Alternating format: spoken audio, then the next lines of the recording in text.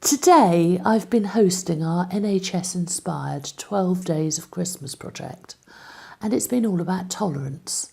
Now that's not a word I've really given much time to before, but spending the whole day sourcing great songs, pieces of writing and other quotes that make us think about what it really means has sent my thoughts all over the place today. And it's also made me realise that I don't actually like the word tolerance very much. It's just not good enough to simply tolerate somebody.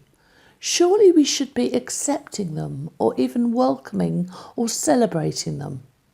To tolerate something implies to me that we're merely putting up with it and that we'd probably much rather not. Now, tolerate is one of those words in a long continuum of words that span towards really scary stuff in the other direction. If we were to start with love, then perhaps move on to celebrate, then to welcoming, accepting, and then tolerating people, surely this is just the bare basic minimum we can do.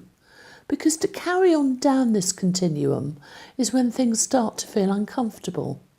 After tolerate, we would have perhaps judge, then prejudice, then fear, dislike and hatred. But once we've moved past hatred, we get to violence and to killing, and I think we've seen far too much of that already this year. Fear does seem to be a big one that holds us back from being tolerant. Some people seem to feel threatened by somebody who doesn't believe in exactly what they believe in themselves or who behaves in a different way to the way they do. People also fear change, which is really hard because change is the only one thing that we're guaranteed to face in the future. It's the only absolute predictable event that will happen over and over again in all of our lives. If people start believing in different things or start to behave in different ways, there are some people who seem to feel that the whole fabric of society is going to change and crumble.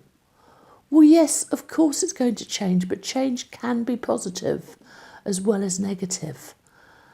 Thank goodness the fabric of our society has changed in some ways.